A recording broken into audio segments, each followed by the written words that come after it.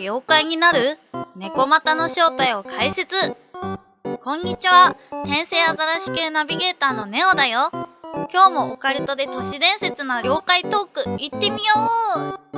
どうも、信者募集中の真珠キリンさんです。今日も猫吸いしながら頑張ります。今日のテーマはキリンさんが大好きな猫系だよ。長生きして尻尾が2つに分かれて、なんと人の言葉まで喋っちゃう猫又。猫又、その響きすでに可愛い。本当い。早速調査報告お願いします。猫又はね、もともとは普通の猫だけど、長生きしたり飼い主に強い思いがあったりすると妖怪に進化しちゃうの。へえ、猫界の転生枠？そう、ネオと一緒。しかも猫又の特徴はこれ。尻尾が二股に分かれる。これが猫又の特徴。二股に分かれるから猫又って名前なのか。尻尾が二股に分かれると、そこから霊力が溢れてっていう説もあるよ。ちなみに見た目は猫そのもの。でも目が光ったり笑ったり喋ったり、完全に人ならざる猫って感じ。猫と喋れるなんて幸福の極み。猫又はいたずら好きって言われてて、人を驚かせたり時には火を操ったりもするって記録があるの。でもね、みんながみんな悪い子ってわけじゃないんだよ。いい子もいるの？家の火の用心をしてくれる猫又とか、ご飯を分けてくれた人間を守ってくれる猫又もいるの。恩返し系だ。猫の忠義刺さる。ただし雑に扱ったり捨てたりするとめちゃくちゃ化けてたたるからね。特に昔の人は猫は何かを見てるって信じてたから、猫又への警戒はガチだったの。ネオは丁寧に猫を崇めてるよ。うちの飼い猫、完全にネオちゃんを尻に敷いてるもんね。猫又の伝説って実はめちゃくちゃ古い。最初に文献に出てくるのは鎌倉時代、室町、江戸時代にかけて一気に妖怪として広まっていったんだって。昔の人も猫の不思議さに惹かれたんだね。山奥に住む山猫が妖怪化したっていう話や、家猫が妖怪になった話までいろいろあるよ。どこにでもいそうな存在がある日ふっと変わるってところに恐怖と魅力があるのかもね。キリンさんちの猫ちゃんもある日突然猫又に。絶対いたずら好きになる。怖い。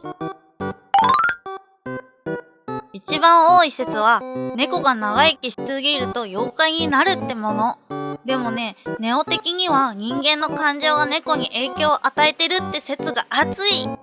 ネオちゃんオカルトの。だってさ、言葉を理解してそうな猫っているじゃん。じーっと見つめてきたり返事したり。ネオも前に青魚の話をしてたら、隣の猫がニャーって泣いたの。絶対それうまいやつって分かってたよ。それ、青魚っていうワードに反応してるだけじゃないのかな。いや、絶対妖怪か一歩手前だった。ネオ、転生者だから分かるもん。あれ、目が違ってたよ。転生者目線、強い。猫の妖怪って実はたくさんいて、例えば化け猫はちょっと怖め。猫又は人に馴染んでる系って感じかな。化け猫、猫が化けた存在。尻尾は一本のまま。復讐系、怖い系が多い。猫又、尻尾が2本に分かれる。妖怪として進化。いたずら好き、でも味方にもなる。化け猫は恨みを持って人を呪ったり火を起こしたり。本当に復讐系だね。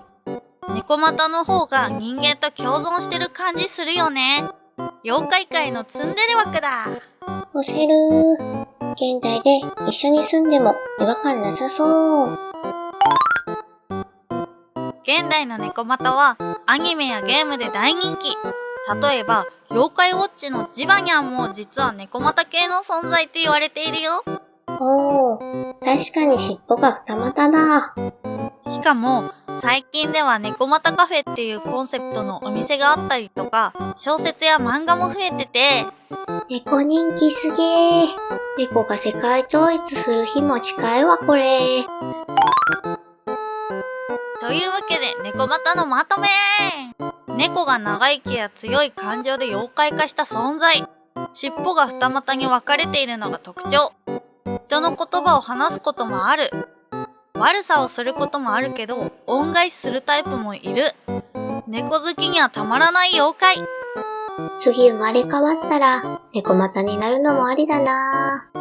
ネオはもう転生済みだから、次は猫股に転職しようかな。ネオ、自分用に二股のアザラシ尻尾作ろうかな。二股のアザラシかわいいかな。あ、でも霊力が手に入るのか。霊力を集めたら、きっと波動を打てるようになると思う。アザラシの波動。なんか癒されそうでいいかも。というわけで、コメントで妖怪っぽい猫体験とか、もっと知りたい妖怪とかあったら教えてね。ミネオではいろんな超常現象やオカルトを調査しているよ。チャンネル登録と高評価もよろしくね。こんにちは、転生アザラシ系ナビゲーターのネオだよ。